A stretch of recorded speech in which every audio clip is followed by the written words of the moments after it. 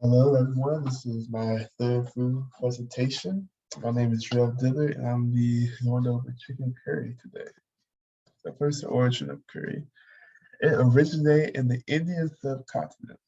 The word curry comes from the Indian word curry, meaning a sauce or soup eaten with rice. Curry dates back all the way to 2600 before Common Era. Back then, a mortar and pestle was used to pound the spices that was needed to make curry. The moral of the history of curry is that it started in India but quickly spread all over the world. Many Asian countries have created their own unique style of making curry.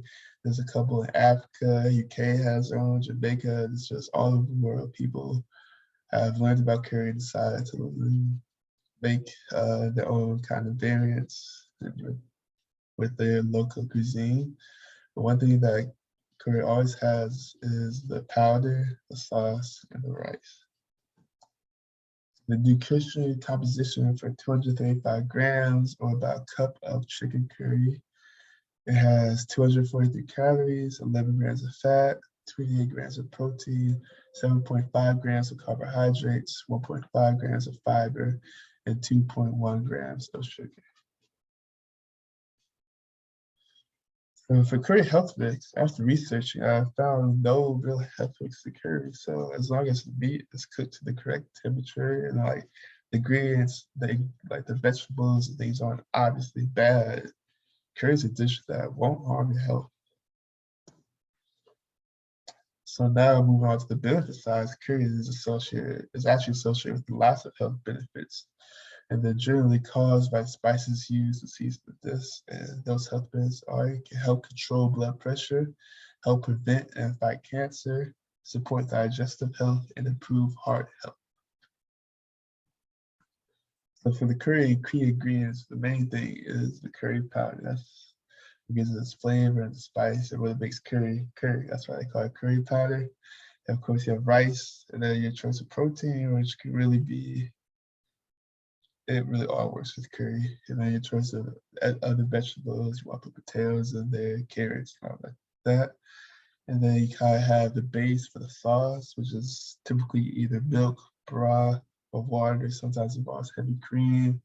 And then ginger, garlic, and onion are kind of vegetables that are staple, kind of along with the curry powder. Those are the vegetables you really see in there. And then you have choice of additional seasonings and all that. So as curry powder is really what makes curry curry, how do you know if it's fresh? So it can be stored for 3 to 4 years.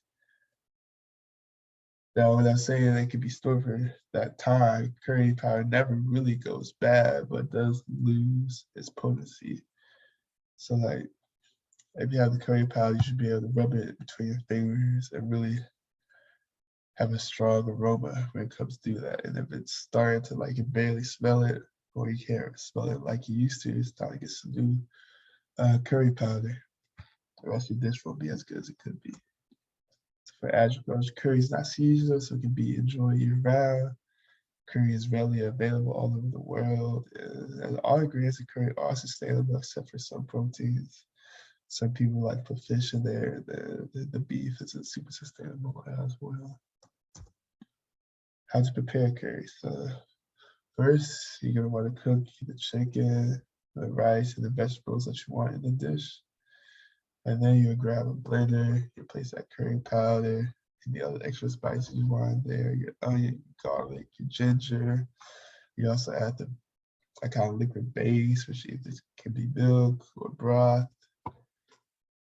Some people would even do tomato paste, water, but you have that. You blend it, that mixture, and then you take that mixture and the ingredients that you cooked, you put a pan, mix it all up, heat it up. There you go, you have curry. Steaming hot and ready. So for the curry, overall the curry I tried, I really liked it. It tasted very good. It was spicy, but also had kind of like a hint, like a mild hint of sweetness. That was really interesting. I love how the rice soaks up the curry sauce. It just makes the whole dish kind of explode with flavors. The only thing with curry that I don't like is I find the effects to be a little off. Just that kind of brown curry that loud curry had. That curry often isn't the best, but that's the only negative I have with the dish. So here's the chicken curry I tried. So for perspective, learning about the history of curry kind of informed me about how just a combination of spices can like lead to a signature to a dish, and that is how important spices are in the world, and how people are kind of willing to fight and conquer just for spices. I never really understood it, but now I see that, like, especially back then, those spices were made each dish unique. Like people, a lot of dishes with rice base and chicken or whatever, and there's a spice that really made each dish different from the other.